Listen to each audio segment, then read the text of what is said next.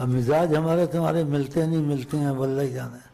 اگر مزاج ہمارے تمہارے مل گئے، ٹچ ہو گئے، پھر تو تم سب کو چھوڑ کے ادھر آ جاؤ گے، کیونکہ میں تم کو پھر دوسرا جہاں دکھاؤں گا. ہاں، عشق کا جہاں علیحدہ ہے، اور میں قسم کھاؤں نہ کھاؤں ہے صحیح بات، اور میں اس جہان کا آدمی ہوں.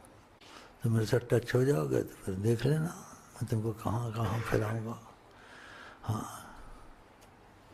عرش تک لے جا سکتا ہوں، عرش سے باہر بھی شاید لے جا سکتا ہوں، کیونکہ جب ہمارا ان کے ساتھ ہے کرم کے تقاضے میں، اور تمہارا ہمارے ساتھ ہے. جیسے یہ لوگ باہر جاتے ہیں ادھر جاتے ہیں ساتھیوں کو لے جاتے ہیں، تو تم میرے ساتھی بنا، میں تم کو لے جاؤں گا.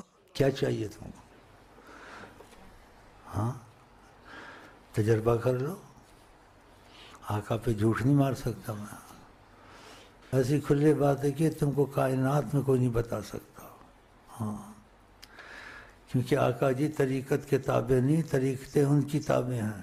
یہاں طریقت سے باہر باتیں ہوتی ہیں، کیونکہ آقا جی طریقت کے تابع نہیں ہیں، طریقتیں ان کی تابع ہیں.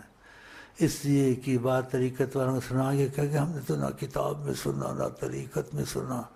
بولے شیخ امین ایسی باتیں کرتا ہے، اور وہ کہتا ہے اس جملے کو سمجھنے کی کوشش کرو.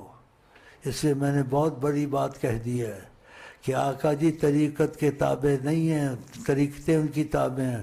وہ طریقت کے علاوہ بھی باتیں کر سکتے ہیں. آقا جی مذہبوں کے تابع نہیں ہیں، مذہب ان کے تابع ہیں. ہاں، تو یہ ایسی باتیں ہیں. شکر کرو ملاقات ہو جاتی ہے ہماری تمہاری. ہاں، شکر کرو. اور تمہارے لیے اچھے اچھے پیغام لے کے آتا ہوں. کیا چاہیے تم کو؟ ہاں، اور تم لوگوں میں سے جو پرانے انہوں نے فائدہ اٹھایا، ان کے یقین بھی تھوڑے بہت بنے ہوئے ہیں کہ واقعہ اس کے پاس مسئلہ ہے. اس کے پاس مسئلہ ہے.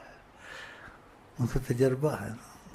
ہاں، جب کسی کے انہونے کام ہو جائیں، ناممکن کام ہو جائیں، تو اس کا یقین خود بن جاتا ہے.